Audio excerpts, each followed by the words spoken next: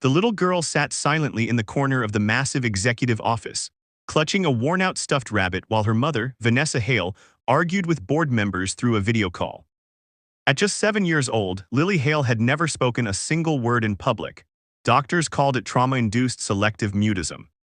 The media called her the silent heiress. Employees inside Hale Biotech whispered about her like she was a ghost haunting the top floor. Vanessa built one of the largest biotech companies in the country after losing her husband in a mysterious accident 8 years earlier. Since then, she became cold, distant, and obsessed with control. She trusted no one, not the board, not the employees, not even herself, but Lily's silence hurt her the most. Every specialist failed, every expensive therapist walked away defeated. Lily never reacted, never smiled, never cried loudly, just silence.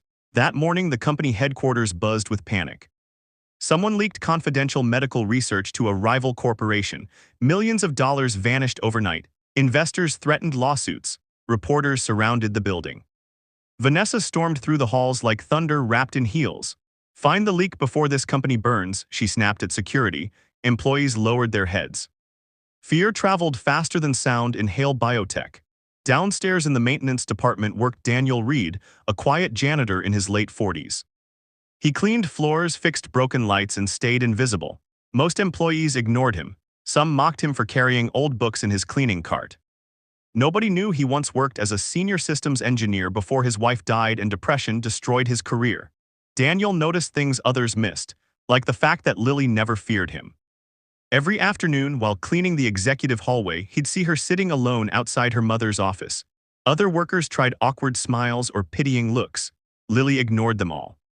But whenever Daniel passed by, she watched him carefully. One rainy evening, the elevators malfunctioned during a blackout. Employees rushed downstairs in panic while Vanessa screamed into her phone trying to calm investors. In the chaos, Lily disappeared. Security searched every floor. Vanessa nearly broke down. Then Daniel quietly said, "I think I know where she is." He walked to the old archive basement beneath the building. The room smelled of dust and forgotten paperwork. In the corner beneath emergency lights, Lily sat hugging her rabbit beside an old heater. Daniel slowly sat beside her without speaking. Minutes passed. Then he softly whispered, "Your dad used to bring you down here when storms scared you, didn't he?" Lily's eyes widened instantly. Upstairs, Vanessa froze when security informed her Daniel found Lily. She rushed downstairs. Before she could speak, Lily looked directly at Daniel. And for the first time in years, her voice emerged, barely a whisper. "You knew my daddy?" Vanessa stopped breathing. The room fell completely silent. Daniel looked stunned himself. His eyes filled with emotion as he nodded slowly. "Yes," he said carefully, "a long time ago." Vanessa stared at him like she'd seen a ghost, because Daniel Reed wasn't just a janitor. He was the former cybersecurity architect who worked with her late husband before the company became powerful. And suddenly, pieces of the past began crawling back into the light. Vanessa immediately ordered everyone out of the basement except Daniel. Her hands trembled. "How do you know about this room?" Daniel hesitated before answering. "Because your husband showed it to me years ago. We built emergency data backups here together." Vanessa's face turned pale. Her husband had supposedly handled company security alone before his death. That's what the official records showed. So why had Daniel never been mentioned?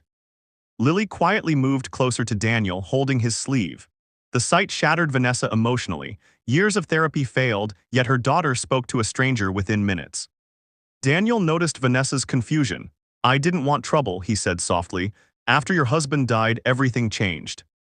People inside this company needed someone to blame for the security collapse. They blamed me."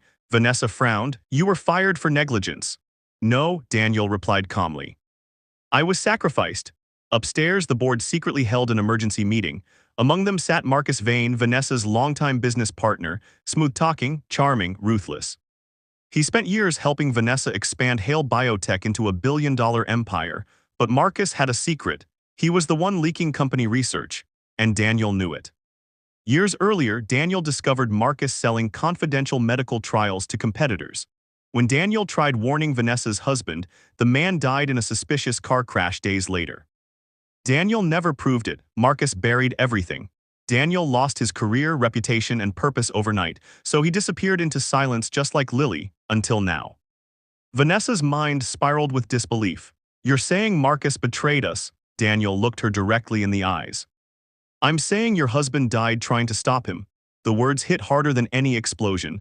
Vanessa staggered backward. For years, Marcus comforted her after the tragedy, helped raise the company, protected her during lawsuits, became the only person she trusted. Now Daniel's words poisoned every memory. Suddenly Lily whispered again, "He's bad." Vanessa stared at her daughter in shock. Lily clutched the stuffed rabbit tighter. "I heard him yelling at Daddy that night." Tears flooded Vanessa's eyes instantly. Lily had witnessed something.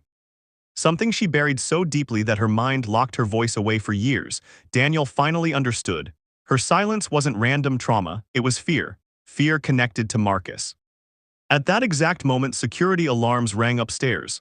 Marcus discovered Daniel was talking, and he panicked.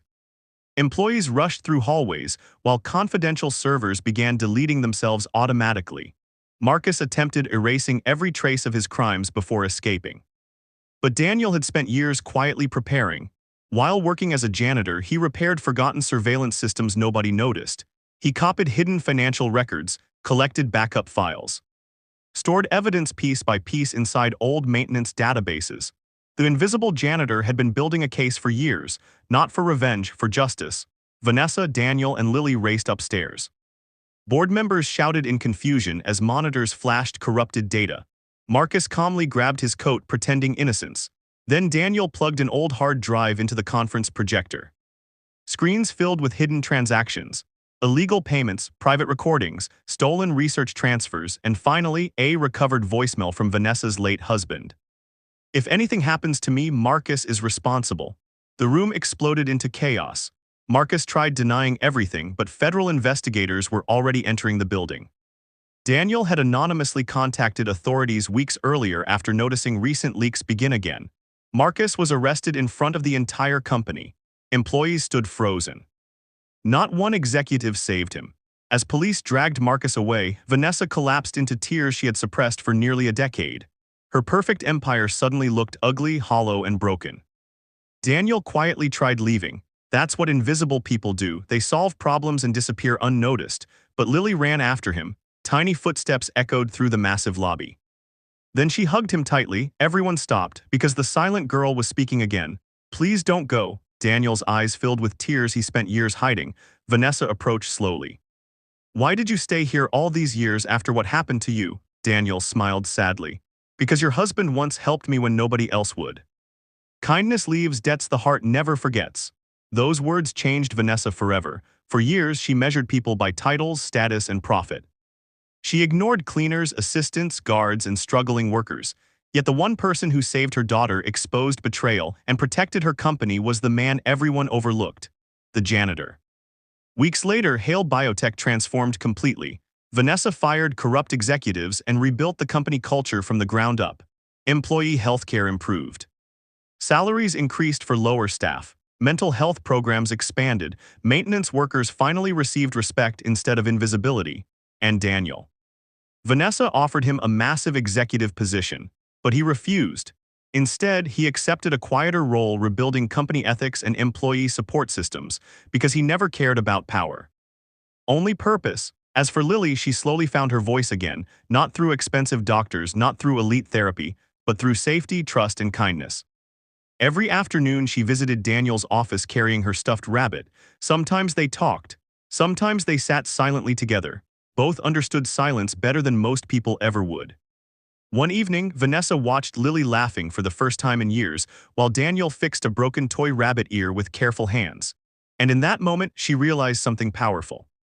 The world often ignores gentle people because they don't demand attention, but sometimes the quietest souls carry the loudest courage. Sometimes heroes wear suits. And sometimes they carry cleaning supplies. The greatest kindness often comes from the people society refuses to notice until everything falls apart. And the deepest wounds can finally heal when someone chooses to stay instead of walking away.